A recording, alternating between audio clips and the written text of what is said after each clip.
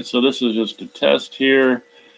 Huge Movie Fanatics Radio. I'm just kind of curious to see if anyone actually shows up for this. This could be potentially something that I do.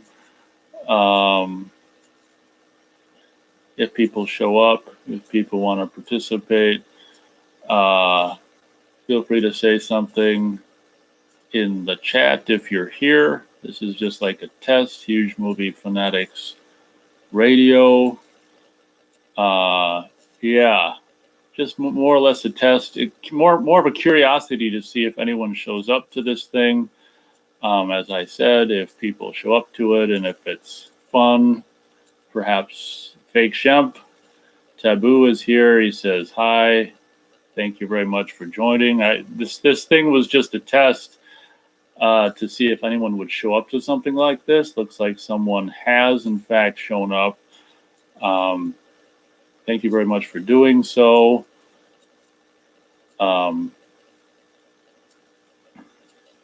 Yeah, I'm not used to being live, but maybe if anyone has a question or a comment or something to actually talk about, maybe it would help out. Feel free to leave it in the chat so I can any topics, anything people want to talk about, so I can actually stop talking in circles and pretty much saying the same thing over and over, which has been so far. This is just a test. Bear with me, or please excuse the mic quality because it's not a mic, it's a freaking laptop microphone. So, yeah, Fake Shemp Taboo says, are you a Fulci fan? I not huge, you know, not a huge fan. I mean, the Italian horror thing for me kind of came and went and, or whatever, but, I'm definitely not anti-Fulci, but I'm not huge Fulci fan. But, yeah, there's definitely a place for Fulci. I mean, Zombie is beyond classic, and City of the Living Dead or Gates of Hell or whatever the hell it was called is great. And, Italian horror is definitely freaking awesome. So, looks like possibly we have 2 people here. Feel free to chime in the chat if you want. This is just more or less a test to see how this Huge Movie Fanatics Radio thing works.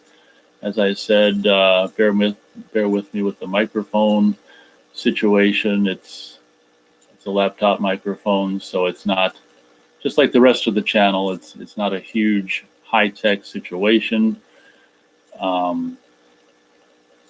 So possibly 2 whole people in watching this stream, which is, like I say, I'm more or less doing this as a test to see what, how many people show up. So thank you very much for showing up. I believe there's 2 people here, Fake Shemp Taboo and mystery guest. So that's, as I said, back to the Fulci question. Yeah, that's pretty much. What are your, Fake Shemp Taboo, what are your favorite Fulci movies, if you care to share? That would be interesting to see. I mean, obviously for me, Zombie kind of comes to mind, and Gates of Hell or City of Living Dead, whichever one has Christopher George chopping the pickaxe into the coffin where the woman's still alive in there is a classic. It's just so crazy. Yeah, I haven't seen Manhattan Baby myself. Probably should do that. It's crazy what the Italian horror movies can get away with, and the characters puking up their guts in City of Living Dead makes my stomach kind of turn. Yeah, can't say I've even heard of Lizard in a Woman's Skin. Gary Page, thank you very much for chiming in. Friday the 13th movies definitely kick major butt. My favorite franchise of all time. Yep, Gates of Hell, man. Just pick up some innards and stuff, and you find some guy in the back seat of a car with your daughter. You better put his head on a drill press and kill him, because that's fair. All right. So it looks like we're possibly, oh, looked like we were down to 2. Now we're back up, or down to 1. Now we might be back up to 2 viewers. Yeah, I don't know how long I'm going to go on this thing. As I said, it's just a test. I suppose something that might make more sense is to schedule a live radio session, and so people know in advance. Obviously, I've been thinking about doing this maybe every Friday or something like that, or once a week. Huge Movie Fanatics Radio or something like that, where it's a live stream and where I can actually have an actual real time live interaction with anyone who might show up. So yeah, as I said, this is my very first attempt at something like this, so I'm not going to claim that I'm amazing at it. It's just a possibility. I didn't even know you could live stream with the small amount of subscribers I have, but I found out that I can. I was looking into it, and I'm like, it says online, like, oh, you need like 1,000 subscribers to live stream from a phone or mobile device, but it said, anyone, or I don't know if it's anyone, but you don't need 1,000 to stream from a computer. And I'm like, well, let me try it.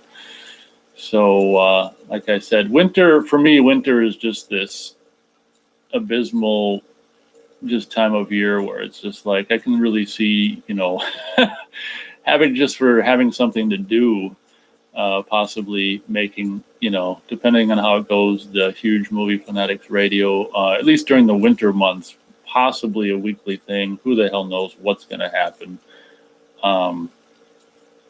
We shall see. I just feel goofy rambling, obviously. Yeah, as I've already said a bazillion times, this is a test to see if anyone shows up. So, oh my God, Gary Page, Terror Train unrated slasher, he says. I mean, I couldn't agree with you more. Terror Train is one of my favorite movies. Not just horror movies, but favorite movies of all time. I think I did a review of it last year, early in the year, of the movie, and then also the recently released Blu-ray that had come out, the most recent one, and I just gushed and gushed and gushed over my just absolutely admiration for Terror Train. I think for me it has a lot to do with just me first seeing it as a kid, as a teenager, at 15 years old. I mean, that's a huge part of it.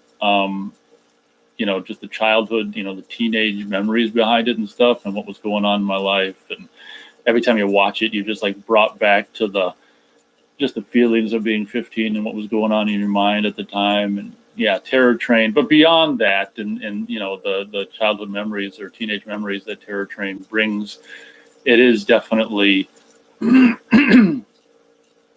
think it's just a great early 80s slasher movie. And I was just thinking the other day, like 1980, like how many freaking, I'm talking, 1980, the year, how many freaking amazing, horror movies came out in just that year. And just, I just rewatched Saturn 3 recently, and I'm a big Saturn 3 fan, and Terror Train, and just, Friday the 13th, and just so many freaking classic movies. It was just such a great year for, not only horror movies, but just movies in general. But yeah, Terror Train, definitely unrated, and it's underrated, I should say. It would be nice if it was unrated.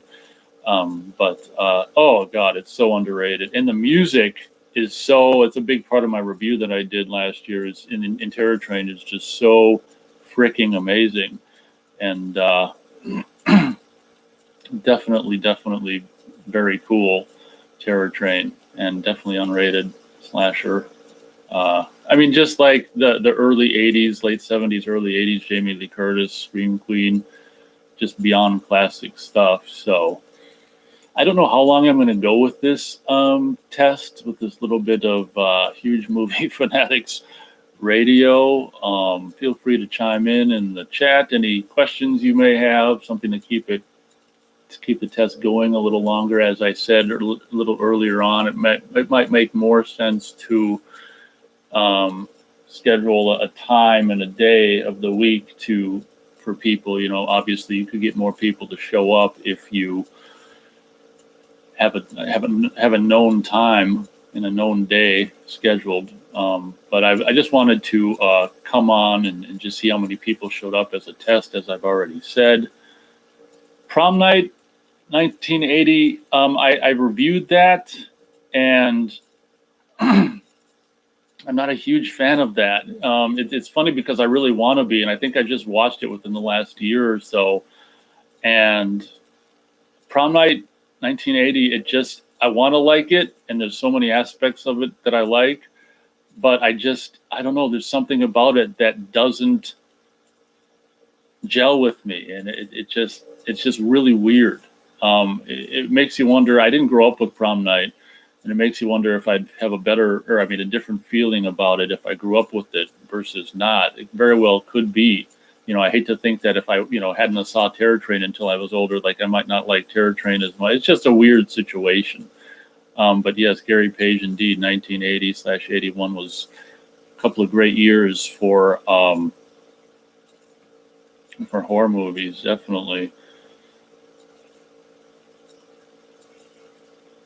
So there's an alternate version of Prom Night 1980 on YouTube that puts that edits out a subplot and puts back in deleted scenes. That's interesting because that's one of the things I think that's crappy about it is just like this. I think it deals with some possible escaped killer or something that doesn't even have anything to do with the movie or something like that. So I can definitely see like re-editing that or taking that pathetic story out and making it better,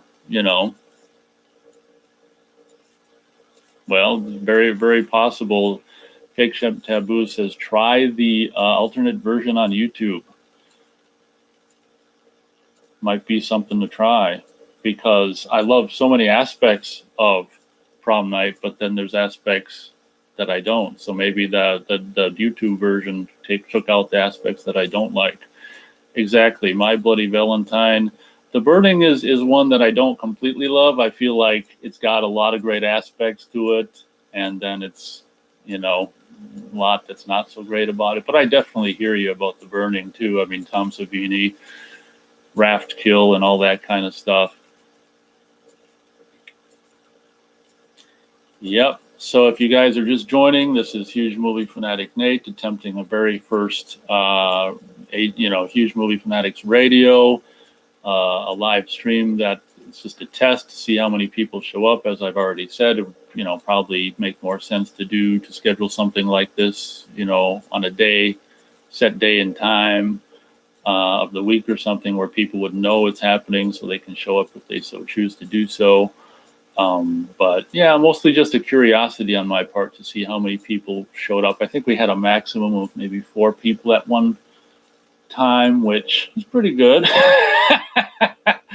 So what the hell?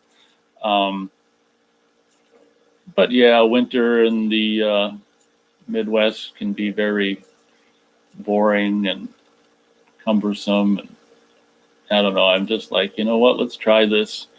A lot of people do this live stream stuff.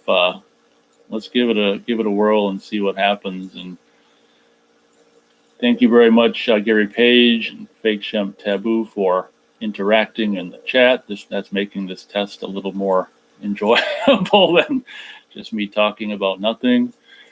I don't know, man. I don't really know what to say. If anyone wants to throw an idea in the chat, feel free to do so. But in this era of declining physical media, it's nice that companies like Vinegar Syndrome and Arrow Video and Scream Factory and all these other companies are keeping physical media very much alive in for us genre fans and stuff. Yeah, Slaughter High, I think I've seen. I think I might have on VHS and or DVD, and I haven't seen it for a while. I was just recently contemplating getting whatchamacallit, what the hell is it called? Vinegar Syndrome has it on Blu-ray. I think I saw it a while ago and forgot about it. What the hell is it called? Oh, Splatter University. Because I'm looking to get that 3D Blu-ray of what the hell is it called? Silent Madness or whatever, and I was trying to find more titles to get free shipping. I don't know if that's going to work out, but I looked at, I don't know, the first 30 minutes of Splatter University, and I'm like, yeah, I don't think I need to get Splatter University, but Some Kind Soul actually put the Vinegar Syndrome transfer of Silent Madness on YouTube, and I was able to watch that. So I'm definitely. It wasn't amazing. Like the middle was kind of boring, but I'm probably going to end up getting the Blu-ray to see it in 3D. Fake Shemp Taboo says, "Do you ever watch classic erotica ever since the resurgence with Blu-ray, like Vinegar Syndrome and Command Cinema? It's been a growing new audience." No, not really. Now, so when you say classic erotica, I mean, what is this, like XXX stuff, or is this like lighter? Is it like somewhere in between? You know, is there a difference between like single X? Because I saw like Vinegar Syndrome's releasing a lot of stuff, and it says X.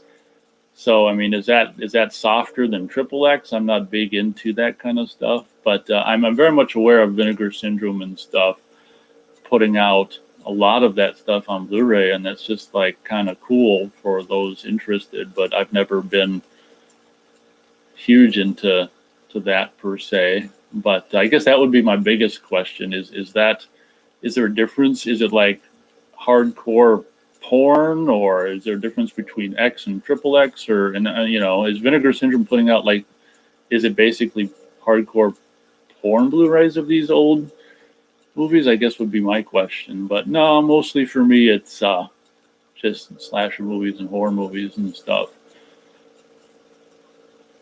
But yeah, I'm in the process of trying to decide how many orders to place on Vinegar Syndrome website. Full. Okay, he says it's the full XXX. Yeah, I can't imagine having the resolution of Blu-ray with that kind of stuff and those close-ups of the grimy, greasy, nasty little inner workings of everything going. Yeah, I don't know. I'm not too sure I want to ever see XXX movie on Blu-ray quality, to be honest. Exactly. So, but there's definitely a market out there for that. And like I say, man, physical media, any title that can keep physical media alive, I mean, I'd say go for it. It's not like I'm some kind of person who's against porn or anything like that. I just try not to pay for it, if you know what I mean. So that's pretty much where I stand on adult movies released on Blu-ray by the Vinegar Syndrome or whatever. I'd say more stuff on physical, the more Blu-rays printed, the more power to us physical media enthusiasts and stuff. But as I was saying, I'm trying to figure out. So I've got a Vinegar Syndrome in my cart right now. Like a couple days ago or whatever, I was trying to figure out if I could, spend $75 worth to get free shipping. So I know pretty much I want the Blu-ray of this title. I can never remember it. Silent Madness. I want that for sure. But then I threw in there Mountaintop Motel Massacre was in my cart for a while. And then Splatter University. And that was enough to get free shipping. And it's just like, yeah, I looked at the trailer. I've got Mountaintop Motel Massacre on DVD with Anchor Bay. It's like a double feature with something else or whatever, and that's an anamorphic widescreen, and I don't watch that movie very often, so I took old Mountaintop Motel Massacre out of my cart and a Vinegar Syndrome cart, and I left Splatter University in there, and then I watched some of that on YouTube, and I got rid of that. So now it's pretty much just, I think maybe I'll just get Silent Madness and pay the $5 shipping on it. Gary Page says, keep supporting Blu-ray. I don't stream. I've been collecting horror films since the late 80s. Exactly. There's a video on my channel that shows me at 12 years old showcasing my VHS collection at the time. And that's probably my first video where, obviously I didn't make it for YouTube because the YouTube didn't exist, but first video ever of me like just showcasing. And I think that was my full movie, VHS store-bought movies collection and that I owned at the time, and I definitely hear you. Uh, my mom has Amazon Prime, and I'm able to use that. So I've I have used that over the last few years just because she's got it and I can use it.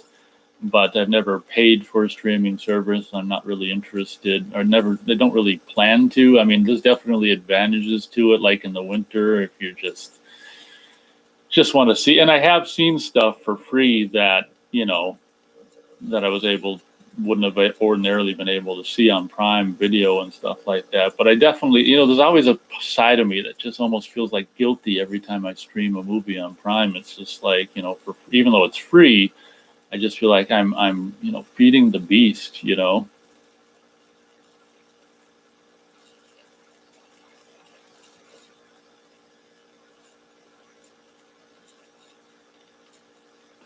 I was looking at whatchamacallit, the Vinegar Syndrome site, and from what I understand, it sounds like they used to have free shipping in the States, and because of everything that's going on and the bullshit of the last year or so, that they may have gotten rid of it and instituted $5. $5 ain't going to break the bank, but it's kind of a bummer. And obviously international shipping and stuff had to go up and stuff. But yeah, I was I was originally like trying to fill my Vinegar Syndrome cart with like 3 movies so I could get free shipping. But I'm like, you know what? Maybe I'll just buy the one I want and pay the extra $5. I mean, you come out cheaper than it's kind of funny how it's like, oh, I'm going to spend $75 so I can save 5 when you can just spend frickin' $5 extra and it's a lot less than 75. But if I could have found 3 movies that I was really crazy about, it would have been a different story. But it's like on the Vinegar Syndrome website, it's just like all I can really find was Mountaintop Motel Massacre, Splatter University to go along with my Blu-ray that I really want, which is the frickin' what the hell? I can never remember.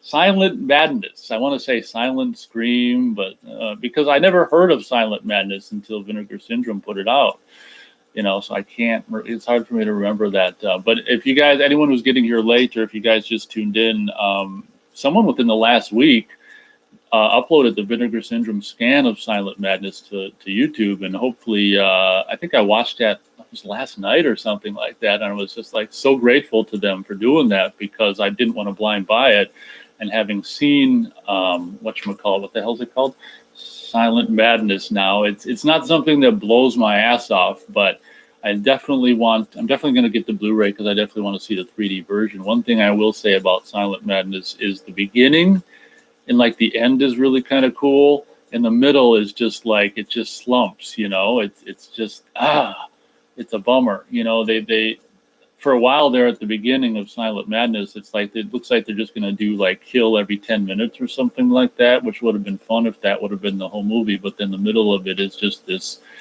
nurse woman going around trying to get answers and stuff, and it's like, yeah, whatever. But it's definitely something that I'm going to own and review the movie in Blu-ray later on this year. Gary Page got 2 from them. I'm assuming he means Vinegar Syndrome, Demonoid, and Blood Harvest. Yeah, I got Blood Harvest. I reviewed that, I think, in 2019. That's a quote-unquote classic.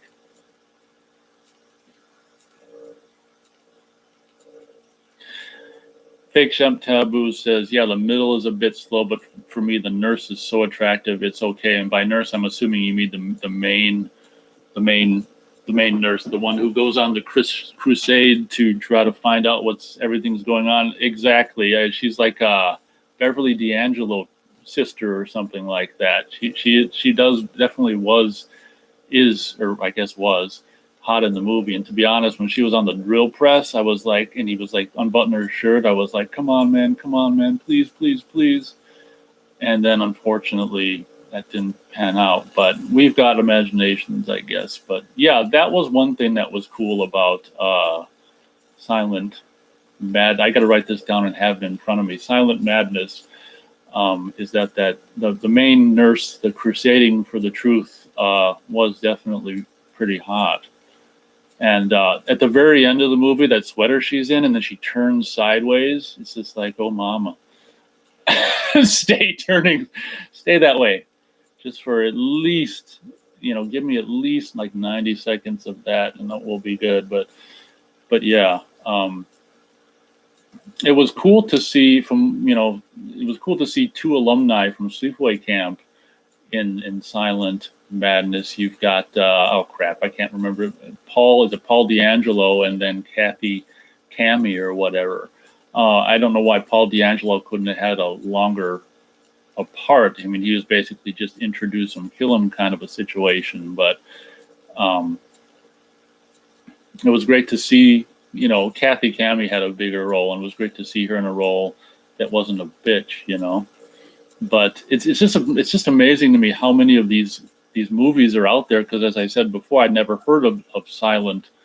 I always want to say Scream, Silent Madness before someone tipped me off in the comments to it, and I'm like, oh my god, this unknown movie that was shot or it came out in '84 or whatever, that was shot by the same guy who did Friday the 13th Part 3.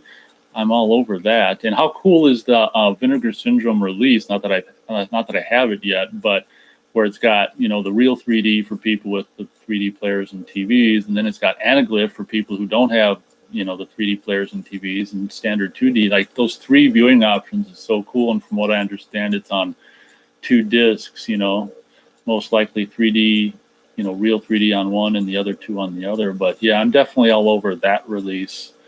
It's just kind of a bummer though. Like, I was loving the first, I don't know, 15 minutes or 20 minutes, and then it's just like when it slowed down, or the kills, it's like the kills just completely stopped, and it was all about the crusading nurse for the truth. And I was like, this is still fun or whatever. And that random MG she's driving is just like, okay, what's the deal with that? That's such a practical vehicle. But whatever. I was just like, who the hell even? I wonder how they even got. Why that car is even in the movie. I guess maybe someone behind production. I mean, you're making this low budget movie. It's like, okay, I've always dreamt about having a hot nurse driving around in the red MG convertible, and it's just like, whatever. Those kind of details in movies really make you wonder, why is that car chosen for the? It's just so random and out of place in the movie. But yeah, looks like we've had at least 3 people in here for a while. Thank you very much for sticking around. And this is, I think, to be honest, I mean, I think this is going relatively well for my first time doing this. And once again, I appreciate the interaction in the chat from Gary Page and Fake Shemp Taboo, definitely making this test a little more pleasurable than just me talking about nothing. But once again, this is Huge Movie Fanatic Nate on pretty much a premiere test broadcast of Huge Movie Fanatics Radio. There's nothing much to see. That's why it's just pretty much audio. Nothing much to see here. Just Huge Movie Fanatics Radio. It's all about the what we can hear and stuff. Fake Shemp's Taboo says, it's funny because did you notice that one dead guy the main nurse bumps into hanging dead towards the end, Chase in the boiler room? I didn't know who he was until the third watch. Yeah, I'm not exactly sure I remember what you're referring to. Gary Page says, keep going, man. I don't know if that means just don't stop the live stream right now ever, or do more of these in the future. I'm not exactly sure what he means, but I can't say I remember. I only saw whatchamacallit, the movie. Silent Madness once. I can't say I recall that scene. I think there are a lot of instances in Silent Madness that they really could have done better with the 3D and kills and stuff. Like that one chick who was he was hanging dead on the door after. Yeah, I don't. Oh, yeah. Was that supposed to have been Paul D'Angelo from the kills at the beginning of the movie in the van? That's what I was thinking. But why the hell did he have a shirt on? Because he died with no shirt on. That's all I can think of. I don't know what the hell I was saying. I was saying something else. If anyone wants to let me know what I was saying, feel free to do so. But I was just talking about whatchamacallit. We were just talking about the movie I can never remember. Silent Madness. Yeah. So yeah, I know what you're talking about now. I can only assume that was whatchamacallit from the van death. But he, as I said, he died without his shirt on, so I don't understand why he had a shirt on, if that in fact was him. What I was saying was, I feel like, for being a 3D movie, like a lot of the kills could have been a lot better than they were. And like the scene, and it's actually the Elizabeth Catan or whatever the hell her name is, who would go on to be in Friday the 13th Part 7 and is it Night Wish or whatever, and Silent Night, Deadly Night 2. She was a victim. I think she's the third victim, or at least one of the victims early on in the movie. And when she showed up, I'm like, oh my God, hell yeah, she's in this movie. And then I was really disappointed when she died right away. But what I was getting at is, she dies, he puts her head in a vice or something and crushes her head. And it's just like, I kind of feel like that 3D, I didn't see it in 3D yet, but I can't imagine, I kind of feel like that was a lost opportunity to maybe put the camera down lower and have the blood in her brain splatter into the camera in 3D or whatever. But it was really cool to see her in this movie. And like, it was a bummer that she died right away though. Fake Taboo says, no, it was the skateboarder's boyfriend. It must have been in a deleted scene, but no one mentioned it in the commentaries. Or I was thinking that too, like maybe it was a kill that for whatever reason didn't work out and they deleted it or whatever. So, okay. I can see that being the skateboarder's boyfriend. That's the chick I was just talking about, Elizabeth Catan or whatever the hell her last name is. Like I say, these people always have to have last names that I cannot pronounce. But yeah, I think it was just yesterday or the last couple of days I saw Silent Madness on YouTube. Some kind soul once again has uploaded the Vinegar Syndrome version or transfer onto YouTube. I don't imagine it's going to last very long. When I found it, I'm like, oh, I better watch this now in case this disappears. But I was going to blind buy it, but now it's nice to know what I'm buying or whatever. Exactly. Fake Shem Taboo says, yeah, she's so hot too. I don't know why they had to kill her off so soon. And if she was willing to go topless later on, so one can only assume, or hope that she was willing to do it in this movie. And if so, why didn't they have her do it and all this and that? But it's so fun to see these movies with,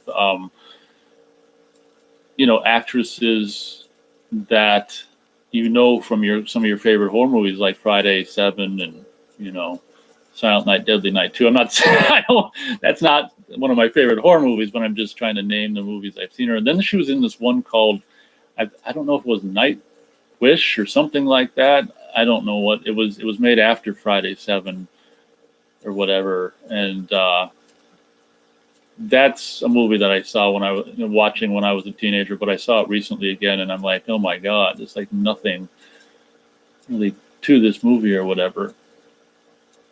But once again, you guys, thank you very much for showing up. I think we had at least 3 people who have been hanging around for a while. I think, from what I understand, like the number 1 as far as people on my screen here, I think is me. So the thing says 4 people watching, so I think that's including me. So I think that means there's just 3 of you watching. Fake Shem Taboo says, did you grow up watching? Are you afraid of the dark on SNICK? I don't exactly know what that is. If it was some show on cable or something, I didn't have cable. I didn't watch much TV at all when I was a kid. Are you afraid of the dark on? Yeah, it must have been some kind of show on some kind of cable channel. SNICK. I don't know what that is, but we didn't have cable. I pretty much, recorded as a kid, recorded stuff off TV on a VCR, or we rented stuff, and I dubbed rentals if they weren't copy protected. Well, I would even if they were copy protected, because you could watch the movie and you could hear the whole thing and then see it every now and then when the screen became visible. Oh, Nickelodeon. Yeah, I didn't have Nickelodeon or anything like that, or cable or whatever. Just mostly recording movies off TV and renting them and dubbing them. If we had one had the great fortune to not have a copy protected tape, you know. And it's so funny because it seems to me, now that I'm talking about the 80s and the 90s and copy protected VHS, like there were some companies that didn't do it at all. Like Paramount, from what I remember, didn't copy protect VHS like at all or something. Or maybe there was some titles, like high profile ones that they did, but I think Paramount was an outfit that like didn't copy protect their VHSs in the 90s. Gary Page says, I miss the video stores. I'm right with you, man.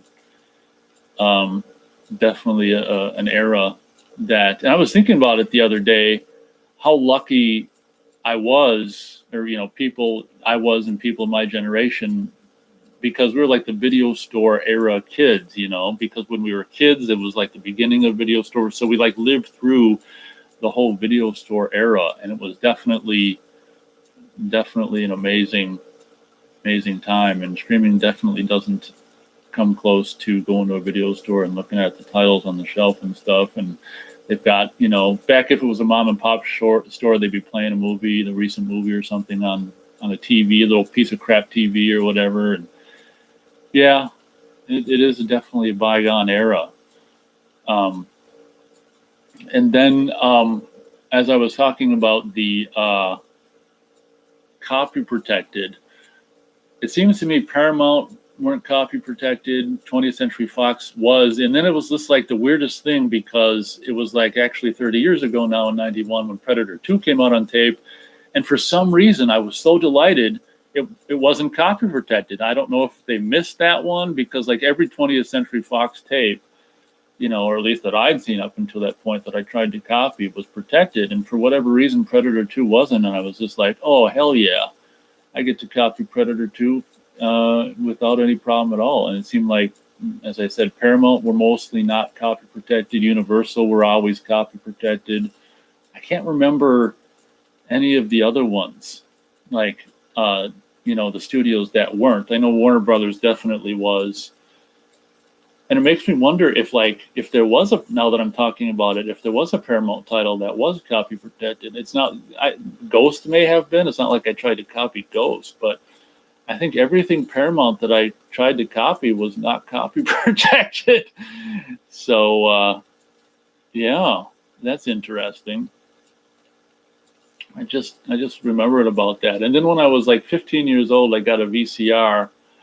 It was like Curtis Mathis or something. And it was like you could record even a copy protected movie with it. And what it would do, I don't know if any of you are old enough to know what the hell it looks like if you tried to record a copy protected VHS, but you know, the picture would go all the way, you know, the image would go to crap and you wouldn't really be able to see it. And then it would brighten up where you get a taste of the tape without, you know, how it should look.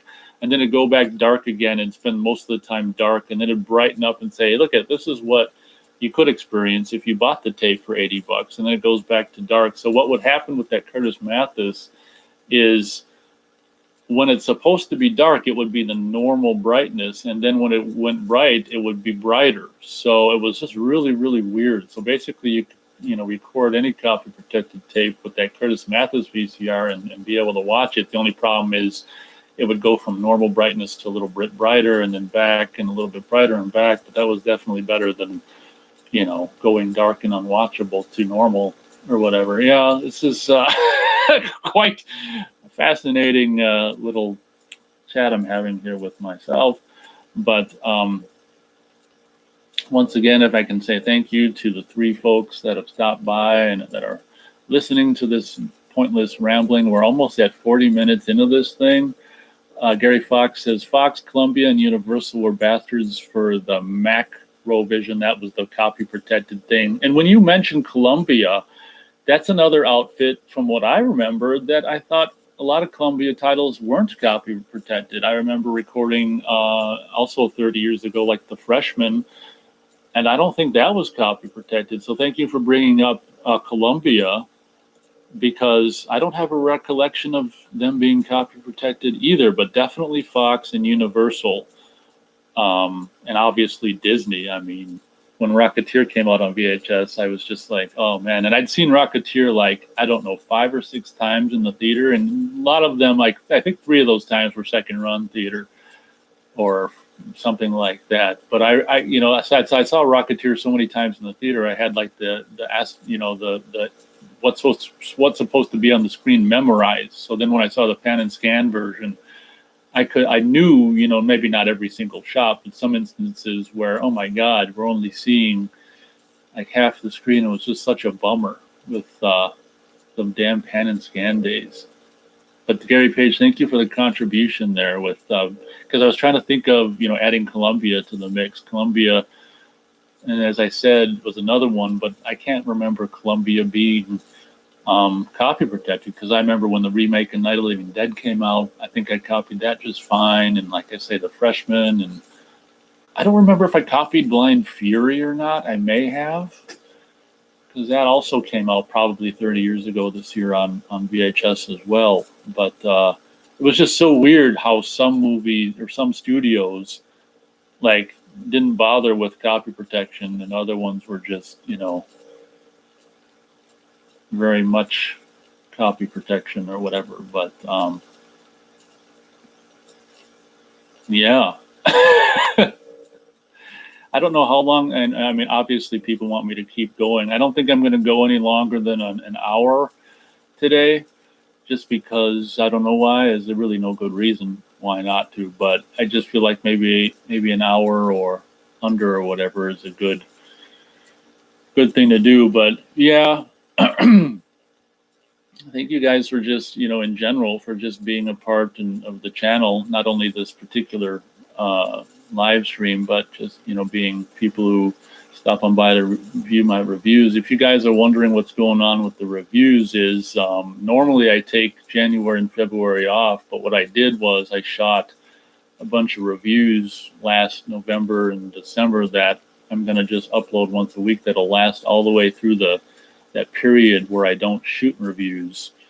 So I should be able to resume, you know, doing reviews in March or whatever. So that was kind of cool. I thought about doing that a long time ago. Like, instead of having this deficit over the January and February, I could just shoot extra videos and release, you know, publish one a week. And that way you guys aren't just hanging for, you know, 8 weeks or more with no content output. Because I know everyone just lives for my videos after all. But yeah, getting back to Silent Madness, it was definitely fun. And yes, that main character nurse was definitely hot. And so there. And it's, you know, it'll be exciting to see what happens, or what the 3D is like, you know. So at this point, as I said, my Vinegar Syndrome cart it went from Mountaintop Motel Massacre and Splatter University and Silent Madness to simply down to Silent Madness, because I just had to, I don't know, I just came to my senses. Splatter University is not really that amazing, and I've got, as I've already said, Mountaintop Motel Massacre on Anchor Bay double feature DVD. Fake Shemp Taboo says, what did you feel about old school teen comedies like Weird Science, Ferris Bueller's Day Off? That's a good question. I saw Weird Science with my dad in a second run theater. Must have been, what the hell was that? Was that 86 or 87? And I mean, I was never passionate, you know, as passionate about, you know, like the teen comedies that I would become passionate, you know, as passionate as I'd become about horror movies. I just kind of, you know, watched them because they were out. Ferris Bueller's Day Off I saw with my dad in the drive-in, first run viewing of Ferris Bueller's Day Off. So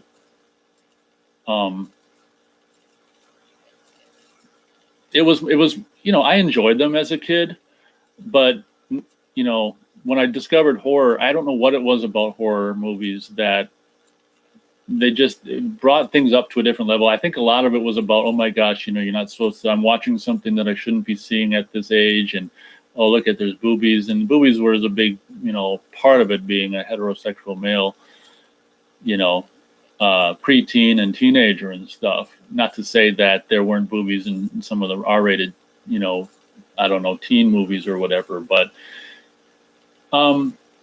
yeah, I mean, you know, things like, Weird Science and Ferris Bueller's Day Off were fine. Nothing amazing, but you know, it's funny because you know things just kind of seem to get better with time, and stuff like Ferris Bueller's Day Off and Weird Science. It's like watching it now might not have been that amazing when I saw it, but it's just like, oh, once again, it brings you back to being a kid and in the '80s, and you know, seeing that ridiculously young Robert Downey Jr. and stuff, and also what's her name? From Final Chapter in Weird Science. I can't think of her name right now, but seeing her in a more mainstream role was cool. Unfortunately, she, you know, kept her clothes on, which was kind of a bummer, but I think that was only PG-13. It pisses me off that I can't remember her name right now, but that is, that's right on the tip of my nose. But yeah, you know who I'm talking about, the chick from who dies in the raft in Final Chapter. She's in Weird Science. But yeah, I was never necessarily one into that, like, I guess what you'd call rude, crude teen humor movies crap. You know, I just watched them as a kid because they were in the theater, and it was a second run theater, and it was cheap, and my dad wanted it. You know, or I don't know who wanted to go see Weird Science, but obviously Ferris Bueller's Day Off was more of a, I don't know, that seemed like just more of a bigger thing than Weird Science. Like it's almost, it's just weird how you can feel like even when a movie comes out, it's just like, oh man, this thing, you know, something's like a phenomenon. And don't get me wrong, it's like, I'm not a huge Ferris Bueller's Day Off fan, but I do feel like it, for what it does it really well. You know, Ferris Bueller's Day Off does what it does really well, you know. Fake Shemp Taboo says, do you have any interest to make your own horror movie? I actually have. I guess I'm just kind of chicken shit about telling people on this channel about it, because then you know my last name and shit. So so I actually have about, I think it was like 12 years ago now, I made it and put it on DVD myself and stuff. So I guess that's kind of a bummer question or bummer answer. You're like, oh, you have, and I'm never going to know what it is. Oh, I don't know. That's how that goes. Actually, my intention as a teenager and stuff was to become my dream was to become a movie maker and stuff. But, living in the Midwest and stuff, and, I didn't want to, it's not like I love winter, but I knew I wasn't going to move to California. And then when I got older, I just realized that, the film business is just this really crappy business that just chews people up and spits them out and stuff. So as I got older, I realized really early on, like in my early to mid 20s, that that wasn't going to happen, or at least not on the scale that I kind of dreamed about as a teenager. As a matter of fact, Fake Shemp Taboo says, nice. Was there boobies? As a matter of fact, there were boobies in my movie. One of the actresses who was in it was pretty much used to just being topless and or naked, so that wasn't an issue. And then another actress I got specifically for a boobie scene and stuff. So that was a huge part of, because I'd been doing shorts for 20 years before I did this feature-length movie. And that was a big part of it. Like when I do a feature and stuff, and it was a horror movie, it's my dream to have like boobies in it, because that was a big part of horror movies for me as a preteen and a teenager and stuff, and beyond, was boobies. As infantile as it seems, it's a fact, obviously. So Yeah, I don't know what I'm gonna do about. I guess I could just not be chicken shit, and I don't know. I've been wanting to let you guys know about my movie for a long time, but then I'm just chicken shit, and and I don't know what I'm gonna do about that. I guess I could. Yeah, I don't know what I'm gonna do about that. I guess I could just. I don't know. But that's the answer to that question. Fake Shemp Taboo says, dude, you have to showcase it. I'd really love to see it. Well, something I thought I could do is, if I could somehow, yeah, yeah, I know. I'm stupid for like being all chicken shit about, oh, my name and stuff. But if I could somehow, show you guys on an individual basis, so I don't know how that would work. Yeah, I'm sure I can figure something out because I think a lot of you guys would appreciate it. The only problem is the boobies stuff isn't on the internet, and you'd have to pretty much buy the DVD to see the boobies. But yeah, but I do have like the first half of it streaming online, and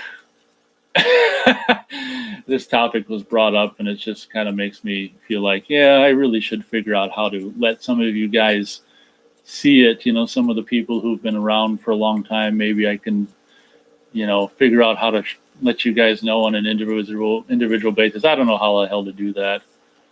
No, I'm not on Instagram. Pretty much just YouTube. I don't bother with anything else. And the only reason I'm on YouTube is because I'm I like, video. I like shooting and cutting and sharing video.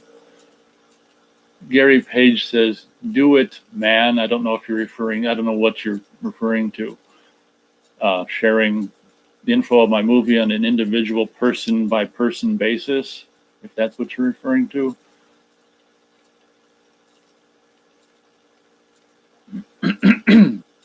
But why don't you guys give me, I don't know, some time to think about how the hell I'm going to deal with that. I don't think there's direct message on YouTube anymore. Otherwise, I'd say we could do it that way. But yeah, it's kind of a. I guess a person could do email. Why don't I? I'm not going to figure it out right now on the stream, but it's something that I really should have done a long time ago to figure it out, because a lot of you guys would appreciate it, I'm sure, and stuff like that. I hope so anyway, or would enjoy it, Gary Page says yes. So yeah, I think maybe in the coming days or whatever, we could figure out some kind of communication situation or whatever. Fake Shemp Taboo says, I'm really interested in making movies too. I've ordered a custom screenplay and film score on, I don't know, the Fiverr, something like that. Well, that's cool. One thing I can say to people who want to make movies is just freaking do it. I worked at a video store with this one guy who I just laughed at because he called himself a filmmaker to customers, and he hadn't shot or cut anything at that point. And I'm like, okay, so you want to be a filmmaker, but you haven't done anything yet, and just because you want to be a filmmaker, you call yourself a filmmaker. I see. And his idea was, he had ideas of taking movies and cutting them together to say what he wants. And I'm like, why I don't want to put anyone down or whatever. I'm just like, well, maybe that's okay, whatever. But yeah, I don't know. So what I was saying was that my advice to anyone who's interested in filmmaking is just freaking do it. And one thing that you may find, which is really discouraging, is this whole thing about people and shooting on, the best cameras and all this and that. You know what? Everyone on their freaking phone now has a better camera than broadcast TV was 20 years ago. So don't even sweat the camera that you're using. I mean, even if you're using your phone, it's freaking like 4K. It's like resolution of freaking movie theaters. So just shoot and cut is my advice to anyone who is interested about being a movie maker. And don't take anything serious. I mean, not to say don't take anything seriously, but just experiment. Get out there and shoot stuff and cut stuff. And I guess that's pretty much my biggest advice to people. as I said, I met some people over the years working at video stores who wanted to be filmmakers or whatever, and it's like they hadn't shot anything. And I'm like, I guess it was a little more difficult back then because it's before everyone had a video camera on their phone. But I'm like, so why haven't you shot anything yet? Because yeah, I mean, I was shooting stuff at 11. Me and my dad rented a video camera from a video store, and as soon as I got my hand on a camera, I was shooting stuff. So my biggest advice, as I said to people interested in making movies, is just to shoot, cut, and you guys are so lucky now with the technology of HD and 4K cameras on phones and editing software and stuff. Back when I was doing it in the late 80s and the 90s and stuff, I was just shooting on VHS and connecting two VCRs together to edit, and it was just a pain in the ass. And because your quality degrades every time you do a cut, and then you add audio to it, by the time you're done cutting it and adding audio to it, you can't even see it because it's been recorded 3 or 4 times over and over. And it's just like, you guys don't know how good you got it with this, shooting movies and HD and cutting and having the finished product be HD. It's just like, wow. But I don't know. We're coming close here to a freaking hour. I feel like doing a live stream for over an hour is just a little much. So I don't think I'm going to go past an hour.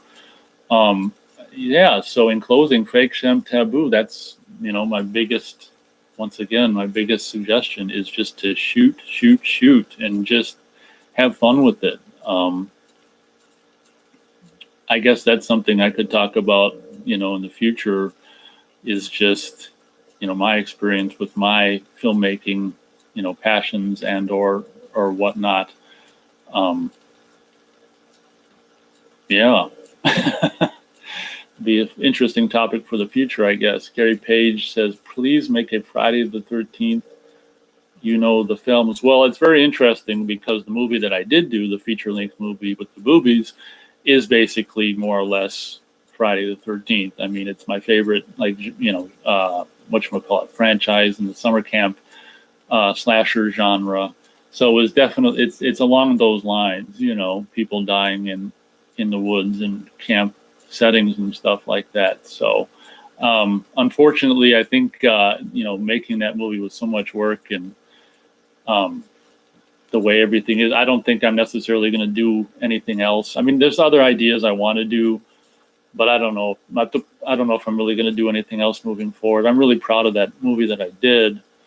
So as far as the future, I don't know what the future holds for any more movies for me. But I don't know. When I watch movies and horror movies and stuff, I get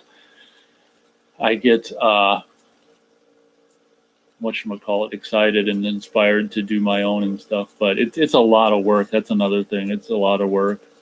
So I don't know.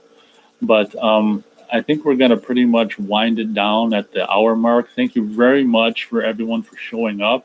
I think, we didn't get a whole hell of a lot of people watching, but I think the test went pretty good for the very first edition of Huge Movie Fanatics Radio, if you will. I think the test went very well. Thanks again to Fake, Shem Taboo, and Gary Page for, comment, using the comment section and interacting in the chat. Thank you. Gary Page says all the best. Good luck. Thank you very much. We'll definitely probably make this a regular thing, maybe during the winter anyway. This is kind of fun to help pass the winter hours with. Definitely made the hour go by a lot quicker than it probably would have without doing this. So,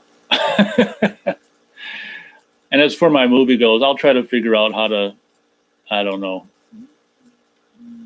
figure out how to let you guys know about it on a person by person basis without just putting it out there for everyone. I don't know how to do that.